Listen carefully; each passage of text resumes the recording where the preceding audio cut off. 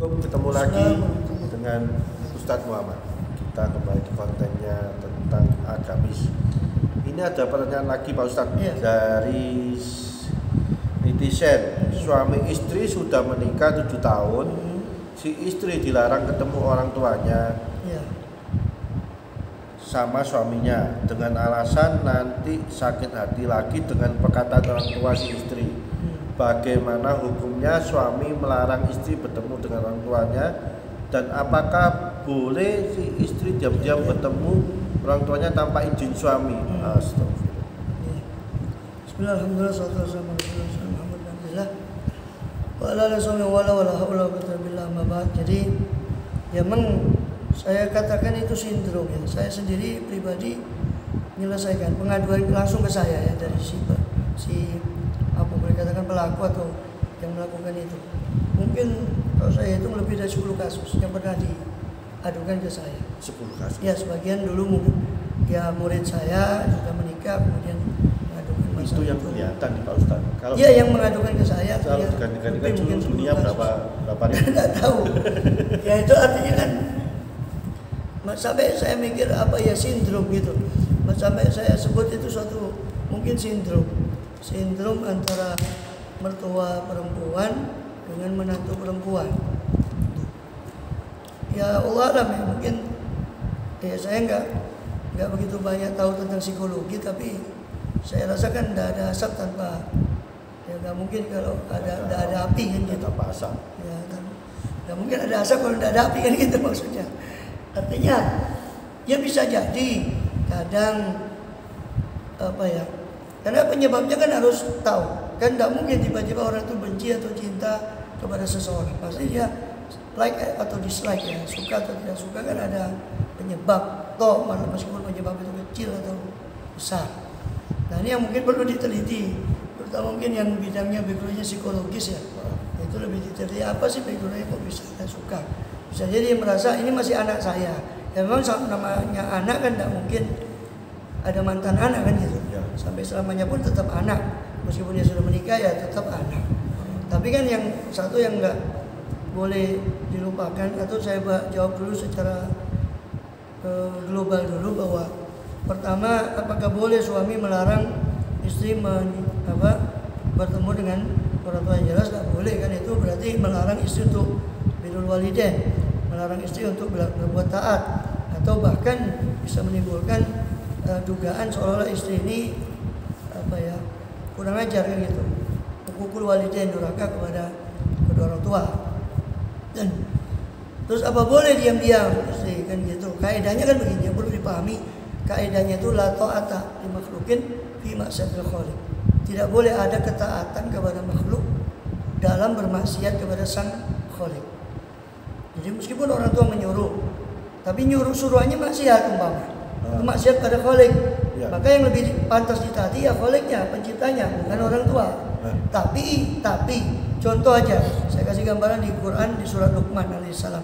Luqman itu satu gambaran, satu tokoh di Quran yang menasihati anaknya. Di antara anaknya mengatakan la tusyrik billah. Ya bunayya, kata Luqman kepada anaknya, wahai putraku, jangan kamu sekutukan Allah Taala. Wa in jahadaka, di antara nasihat beliau, wa in jahadaka ala an tusyrika bi ma laisa laka bi ilmun fala tuti'huma. Jikapun kedua orang tuamu itu memaksamu untuk menyekutukan saya, kata Allah Ta'ala, kedua orang tuamu memaksamu untuk menyekutukan saya, malas ilmu, sesuatu itu syirik, itu sesuatu yang kamu tidak punya ilmu tentang kesyirikan itu, tidak ada basic informasi tentang kesyirikan itu. Fala tuti'huma, janganlah kamu mentaati kedua orang tuamu.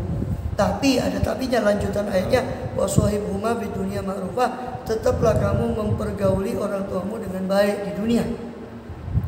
Ini syirik lah, padahal tidak ada kriminal yang melebihi syirik. Karena menduakan sang pencipta yang sudah menciptakan kita, diduakan. Ini syirik ini paling top, sehingga sampai Allah bilang kan semua dosa diampuni kecuali syirik dalam Quran. Inna Allah la yaghfiru an yushraka bihi wa yaghfiru ma duna dzalika liman yasha. Allah akan tidak mengampuni orang yang syirik kepada Allah, tapi Allah mengampuni apapun dosa selain syirik. Nah, gambarannya kalau syirik saja, orang tua beda agama menyuruh kita syirik, kita tidak boleh taat, tapi Quran bilang tetap bergaul dengan orang tua secara baik, meskipun dia berbeda agama. Bahkan saya sering saya sering lihat video-video testimoni dari mualaf yang di luar sana, di Amerika, justru kadang mereka anak-anaknya masuk Islam dulu. Seorang tua ini malah tertarik. Maklum kan di Amerika yang kita tahu kan hidup itu serba bebas ya.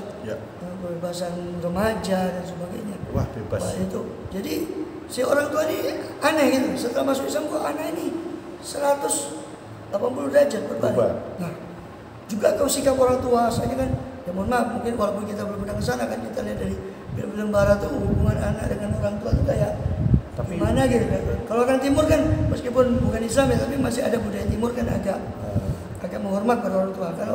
Kalau barat kayaknya sih biasa-biasa aja, kayak songong sama orang tua itu biasa. Ini berubah karena si anak yang masuk Islam tiba-tiba berubah. Nah, justru itu membawa si orang tuanya malah ikut masuk Islam karena tertarik kepada si anak. Kenapa kok anak saya kok gini? Kalau bahasa kasarnya kesambet apa anak saya ini kok tiba-tiba apa ini benar anak saya, kata dia. Nah, sampai kepada sikap orang tua. Artinya kan kembali ke situ bahwa kaidahnya itu tadi. Ketika orang tua menyuruh, ini orang tua kan tadi kan suaminya ya, menyuruh untuk tidak ketemu kepada orang tua. Ya, betul. Taat si istri wajib taat kepada suami. Anak wajib taat pada orang tua. Nah, tapi yang perlu digarisbawahi tadi kan itu, bahwa tidak boleh ada taat kepada makhluk dalam bermaksiat durhaka kepada sang khalik, kepada sang pencipta. Ini nggak boleh kita alasan taat kepada makhluk, alasannya tapi perbuatan taatnya itu berupa kemaksiatan kepada Allah. Nah, seperti suami tadi menyuruh, itu kan tidak betul. Untuk tidak ketemu sama ibunya. Apa boleh diam-diam? Boleh. Ya cuma harus dia jaga, jangan sampai perasaan suami itu aneh. Nah, dan meskipun alasan suami masuk akal, takut omongan si ibu menyakiti enak perasaan istrinya. Ada masalah mungkin. Bisa jadi orang tuanya. Mantunya mungkin ya. Bukan ini orang tua ya. Orang tua istri. Ya entah apa masalahnya. Tapi yang banyak itu yang saya hadapi, yang tadi yang saya contoh itu dari si perempuan sama mertuanya. Biasanya itu. Sering itu sindrom. Sering. Sering. Saya dulu pernah mau mendekati pernikahan, itu dia tidak mau gabung sama orang tua, minta rumah sendiri. Nah, saya justru milih orang tua apa milih dia, dan milih orang tua. Jadi saya lepas. Nah, jadi itu kan ya boleh itu bukan kemaksiatan. Artinya selama dia harus bisa menjaga juga perasaannya. Jadi kan dia harus bisa menjaga perasaan juga ke suami, walaupun secara syariat tidak dosa. Dalam arti tidak dosanya karena nggak mungkin kan masa durhaka pada orang tua, tidak mungkin. Meskipun gimana pun ketemu. Yang penting si istri kan sabar bisa menghadapi omongan orang tua ya diambil saja omongannya, nggak perlu ditanggapi kan. Kalau ditanggapi tambah kok jadi kurang ajar. Tapi kan dia tidak izin sembunyi-sembunyi. Ya walaupun kan itu bukan suatu kemaksiatan, yang nggak boleh itu keluar.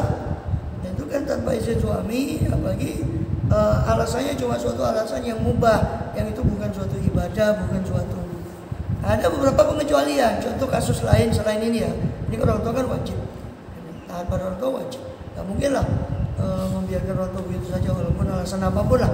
Alasan dia marahi, alasan dia diomongi sesuatu yang tidak enak, ya sudah dia tampung saja omongannya, cukup didengarkan. Lalu dia pergi kan gitu. Ya, cukup, yang penting dia kan tidak putus sama si orang tua kan gitu. Nah, contoh lain, si istri nggak diajari ilmu sholat oleh suami, karena suami kan bukan, perlu diketahui suami bukan hanya wajib menafkahi secara nafkah uang atau makanan, pakaian, sandang, pangan, papan, bukan, tapi dia harus ibadahnya istri semua. Misalnya kan kalau katanya orang Jawa itu kan bojo itu istri itu kan swarga nunut neraka katut.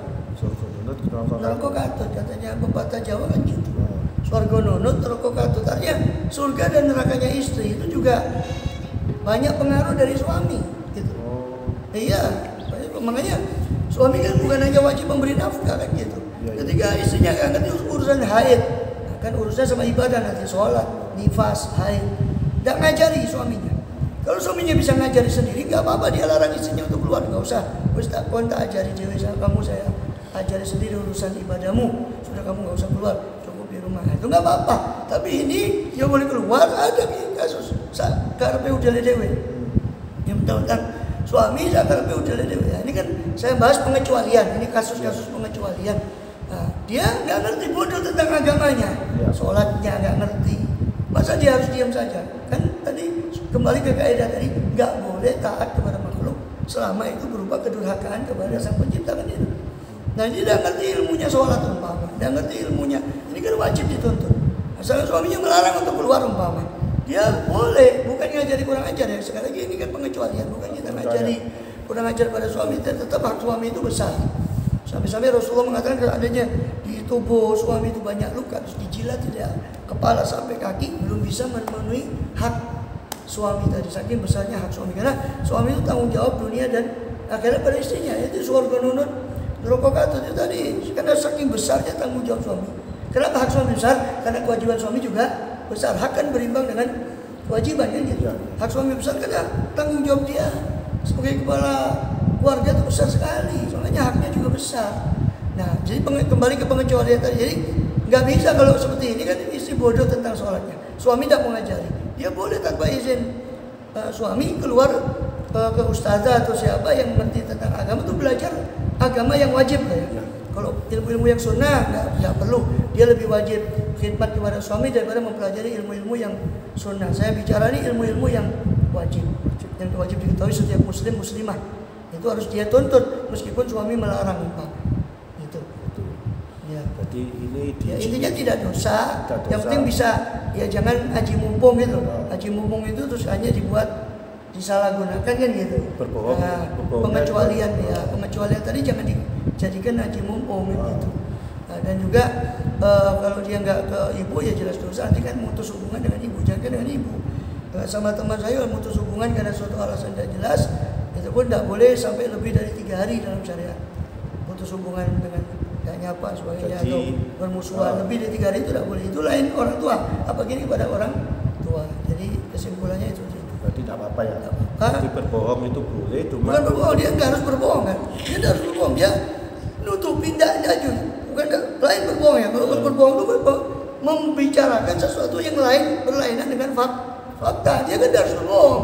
Suami lagi keluar kemana, umpama dia diam-diam. Nah itu bukan bohong namanya. Jadi besok saya juga nyelitung, nah diam-diam, oke? Jadi saya ini ada jawabannya dari Pak Ustadz. Jadi Anda yang tanya ini berarti sudah jelas, sudah ngerti. Jadi tidak masalah ya? Ya. Tidak masalah. Alasan itu. Ya paling nanti suaminya marah-marah. Oke? Makanya dia harus jagalah, jangan haji mumpung itu. Oke, sampai di sini kita lanjut lagi. Ada pertanyaan lagi. Assalamualaikum. Assalamualaikum.